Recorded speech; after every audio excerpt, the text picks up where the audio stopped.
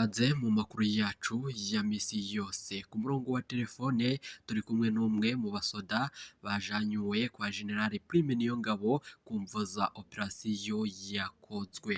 Murakoze ndagira ngo ntangere ntabwo nsubira kwivuga akazina kanje ku mvo z'umutekano kuri ubu ngubu kuko ibintu mu Burundi birahejije gukomera cyane. Igihugu cyacu cyahora ari cyiza cyane, ariko kuri ubu ngubu vyayangaye. General Prime Niyongabo n'umwe mu bagize uruhara muri operasiyo yateguwe ku igerekerezo rya 27 Gitugutu umwaka w'2023. Reka tubabwire amakuru akomeye cyane kuri ivyo biriko biravugwa kuri General Prime Niyongabo, naho kuri ubu ngubu agiye gushikanwa nyuma y'uko ari buvanwe mu butungane.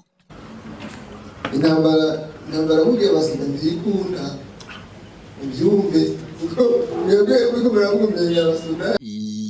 Yes, okay. Ndabaye mwiriwe canke mwaramutse bivanye naho muherereye inshuti banywanyi bacu. Ikaze kuri ibi biganiro n'amakuru yacu iteka umunezero nibyo tubipfuriza bakunzi ba Burundi News TV. Turi ku igenekerezo rya 27 Gitugutu umwaka w'2023. ni amakuru akomeye cyane aje kudushikira kuri uyu mugoroba, ni nyuma y'uko yibonekeje umugambi mubi cyane wo gutegura kwica umukuru w'igihugu canke kugandagura umukuru w'igihugu. Reka nsubire ndabaha ikaze kuri mwese muriko murumviriza ibiganiro vyacu muherereye irya nino ku migabane y'amakungu ya kure, abatwumviriza nanone baherereye mu karere k'ibiyaga binini. Reka ndabaha ikaze nshuti banywanyi bacu kuri mwese muriko murumviriza ibiganiro vyacu muherereye ngaha mu gihugu cacu ciza c'u Burundi. Turi ku igenekerezo aho ibibazo bikomeye cyane biriko biraba mu Burundi. Burundi bwahora ari igihugu ciza. Iya ni amakuru muba mwatorejwe n'umugwi w'abamenyesha amakuru akomeye cyane umuhinga akorera mu karere k'ibiyaga binini, akayaturungikira tukayatosora tukayabashitsa ko misi yose ido nido. Reka ndabakengurukire cyane kuri mwese mwahejeje gupyonda ijambo sabone ku batarabikora. Aka niko karyo ndagusaba umanuke musi y'iyi video urabanditse ijambo sabone upyonde ko uracurabona ari akazogero no nyine upyonde ko, hama tuje turabana amakuru n'ibiganiro tubashitsa ko misi yose ido nido. Ingingo nkuru turazifatira ku makuru akomeye cyane ahejeje kudushikira ngaha mu gihugu cacu c'u Burundi. Ni amakuru avugwa ku mukuru w'igihugu nyene icubahiro Majoro Evaristo Ndayishimiye. Hakavugwa nanone amakuru avugwa kuri General Prime Niyongabo yibonekeje mu makuru mabi cyane. Turaza kugaruka nanone kuwahora ari umushikiranganje wa mbere ngaha mu gihugu cacu c'u Burundi, General Guillaume Bunyoni, kuko nanone bivurwa ko ari we muterankunga mukuru ku vyerekeranye n'iyi operasiyo yari yateguwe nyuma y'uko ibi vyose bibaye. Turabigaruka ko mw'idonido ry'amakuru twabateguriye. General Prime Niyongabo apfungiwe mw'iborero rya Gitega kuri ubu ngubu yabeshe ko yoba aremvye cane kumva z'uko ngafise ubugwayi bwa diabete type 2.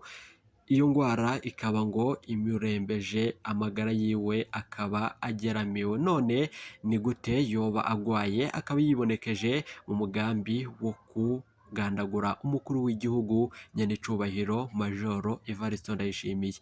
Ndabibutse ko no mu minsi yaheze uyu yibonekeje muri aya makuru no mu biganiro bitandukanye.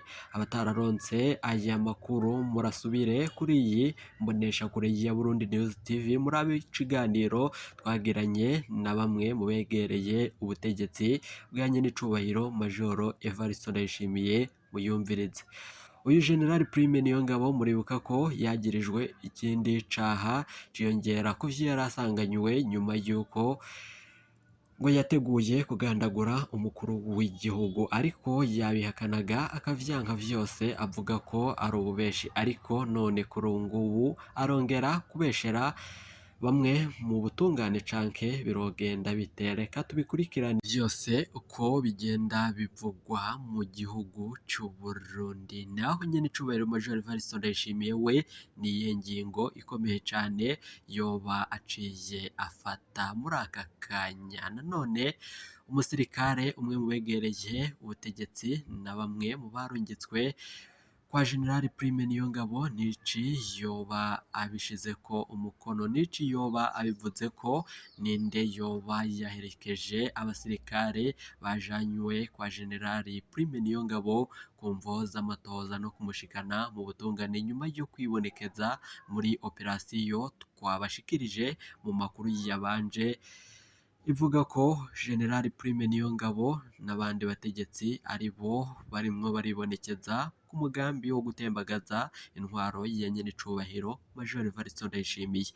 Reka ayo makuru n'andi twabateguriye tugaruke tuyabashitsako. Nanone wowe ico usabwa manuka musi y'iyi video urabanditse ijambo sabone upyondeko, uraca urabona hari akazogera naho nyene upyondeko, hama tuje turabana mu makuru n'ibiganiro tubashitsako misi yose ido n'ido, ingingo nkuru nkuru uko tuzibabwiye mu mfunyofunyo. Reka tugaruke tuzibashitsako mu buryo bw'ido n'ido, ni mu kanya nyuma y'aka kananga.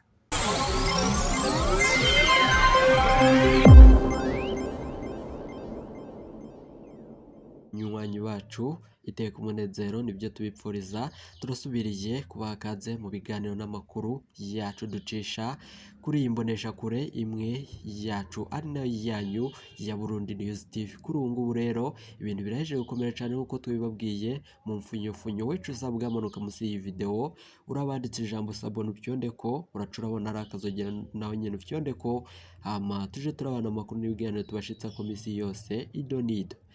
Kuri ubu ngubu rero twababwiye amakuru akomeye cyane mu mfunyofunyo, ni amakuru ajanye n'uburyo Prime Niyongabo abasirikari bashitse mu rugo iwe, ni nyuma yuko yibonekeje muri operasiyo yo kugandagura umukuru w'igihugu nyen'icubahiro Major Evariste Ndayishimiye. Nici yoba yagereza nyen'icubahiro Major Evariste Ndayishimiye canke biragenda bite ibijanye nuko General Prime Niyongabo ajanywe mu butungane? Nashikanwa mu butungane nici kiri bukorwe canke bamwe mu begereye nk'uko bariko baravuga arashobora kuburwa irengero? Kuri ubu ngubu rero mbere yuko tubashitsako ido n'ido ry'ayo makuru, turi kumwe n'umwe mu begereye aho habereye ayo makuru n'amatohoza yerekeye General Prime Niyongabo n'abaje kumuraba bamufata bamujana aho batumwe. Nanone turabigaruka ko vyose mw'idonido ry'amakuru twabateguriye. Reka mbere yuko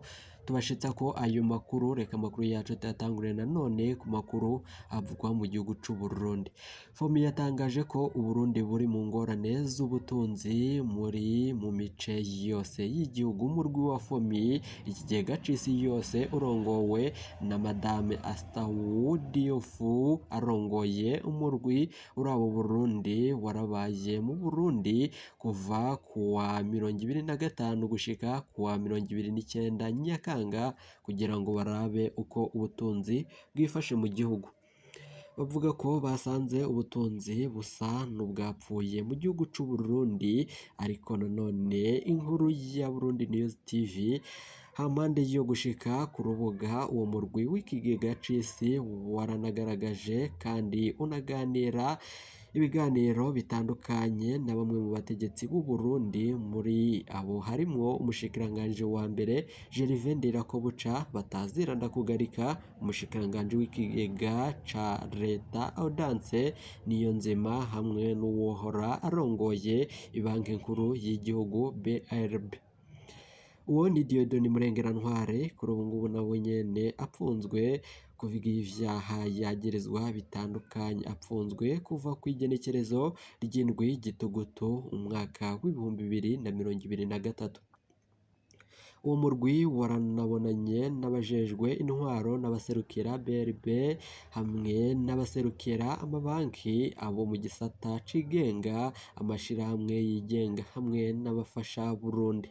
Ibiganiro vyakozwe muri urwo rugendo vyashimikiye ahanini ku ngingo zashizweho n'inzego za leta, iterambere mu bijanye no gushira mu ngiro impinduka z'umugambi FES hamwe n'imigambi ijanye n'ubutunzi n'iyitegekanijwe ku ngingo zo kuraba ivyagezweho mu gihugu c'u Burundi. Nanone amakuru akomeye cane aje kudushikira, reka tuyabandanirize ku makuru avuga ku magara y'uwahora ari umukuru w'ibanki nkuru y'igihugu BRB Kurungu Dieudonné Murengerantwari, nawe aratanguye gutabaza nyuma y'uko nawe atanguye kuvuga ko apfunzwe nabi nk'uko vyibonekeje ku wahora umushikiranganji wa mbere ngaha mu gihugu cacu c'u Burundi Generale Arengiyome Bunyoni.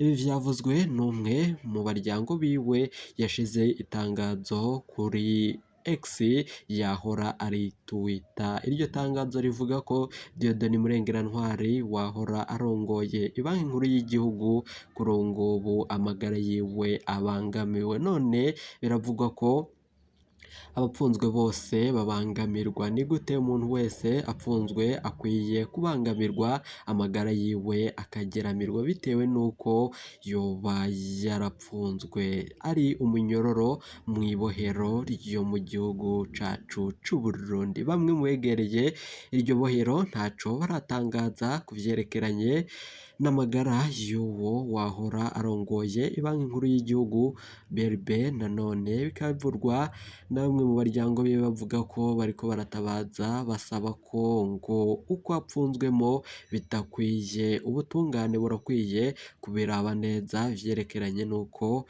abanyorojwe nanone baba bariko barapfunzwe. Reka andi makuru navuga kuri Niyonkuru Jerome yapfunzwe azira akarenganyo. Ni nyuma y'uko yari yavuze abakoresha canke abarya ibiturire mu gihugu c'u Burundi hama agaca arajanwa mu rwego rw'iperereza. Kuri ubu ngubu rero akaba apfunzwe. Abaryango biwe baratabaza basaba abasenga ngo basenge kuko Jerome Niyonkuru yapfunzwe vy'akarenganyo. Ni nyuma y'uko bamwe mu bifuza kuba bomufasha borungika ubutumwa bagahabwa ikonti yo gufasha Jerome Niyonkuru canke mukaraba ibiganiro twacishijemwo inimero za Jerome Niyonkuru mugafasha abaryango biwe kuko kuri ubu ngubu amagara yabo nabo nyene arageramiye. Namwe muravyumva kuko Jerome Niyonkuru yari umupolisi mu Burundi kandi akunzwe cane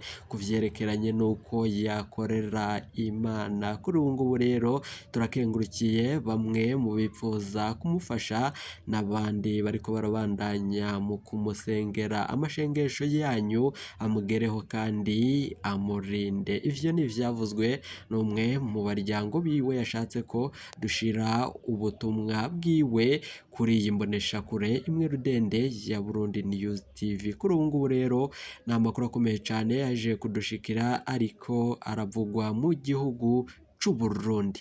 Twababwiye amakuru avugwa kuri General Prime Niyongabo. Kuri ubu ngubu barahejeje gufata ingingo ikomeye cane. Abategetsi bakomakomeye ibihangange biri mu ntwaro ya nyenicubahiro Majoro Evariste Ndayishimiye. Ni nyuma y'uko yibonekeje amakuru ko General Prime Niyongabo yari ari muri dosiye muri operasiyo yakozwe yo kugandagura umukuru w'igihugu nyenicubahiro Majoro Evariste Ndayishimiye.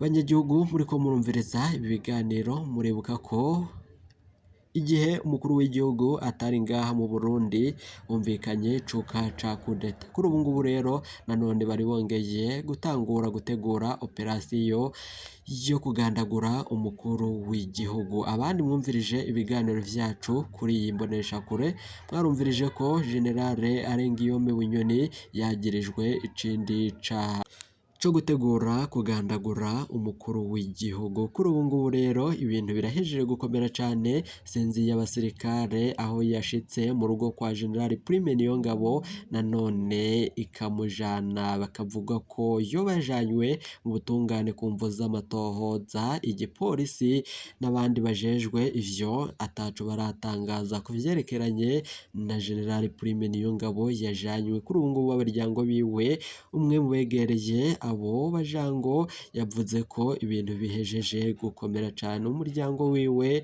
uravuga ko General Prime Niyongabo yasohowe mu nyubako, nanone akajanwa n'abasirikare benshi cyane bari baje. Abo baryango biwe bavuga ko bogize ngo nabo bakorana baje kumuraba kumvo z'akazi, ariko nanone nyuma ngo baronse amakuru y'uko yaba yagerezwa icaha co kugerageza kugandagura umukuru w'igihugu nyenicubahiro Majoro Evaristo Ndayishimiye. Arengiyome Bunyoni nawe bikavuga ko ubu ngubu ariwe muterankunga mukuru ku vyerekeranye na dosiye yo kugandagura umukuru w'igihugu. Hatanzwe imiliyoni zishika kuri 23 zihabwa abasoda bashika kwindwi bagendanira umukuru w'igihugu nyenicubahiro Majoro Evaristo Ndayishimiye.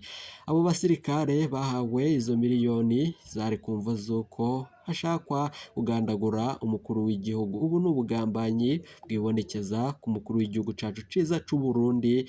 Ntibikwiye ko izo nkozi z'ikibi zoguma ku burongozi nk'uko biriko biribonekeza mu bindi bihugu. Nanone bamwe mu begereye ubutegetsi, umusirikare w'umucuti w'umunywanyi na Major Evaristo Ndayishimiye yavuze ko umukuru w'igihugu ari we nyene nanone ariko arashira ibintu ku murongo. Kuri ubu ngubu bihejeje kuyangara mu gihugu c'u Burundi. Bikavugwa ko abo basirikare bibonekeje muri uwo mugambi kuri ubu ngubu bose barajanwa mu butungane. Turiko turabandanya mu gukora amatohoza ku vyerekeranye n'iyi dosiye. Nanone amakuru avuga ko iyi operasiyo yari yapanzwe yanzwe n'umushikirangaje wa mbere nga mu gihugu c'u Burundi, Gervais Ndirakobuca niwe yanze iriya operasiyo yibonekeje ku mugambi wo kugandagura nyenicubahiro Major Evaristo Ndayishimiye, aho yavuze ko azoshiramo imbaraga mu bijanye no kurwanya izi nkozi z'ikibi ziriko ziribonekeza mu butegetsi, mu ntwaro no gucafuza igihugu c'u Burundi.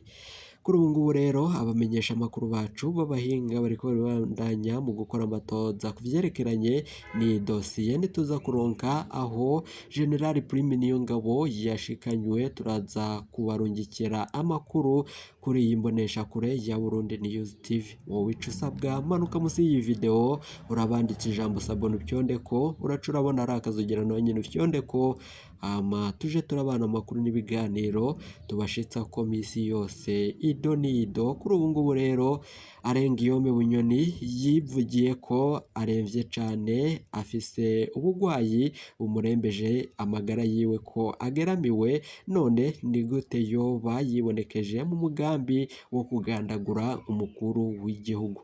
Turiko turabandanya mu gutosora inkuru nyinshi cane zijanye n'ibi biriko biribonekeza.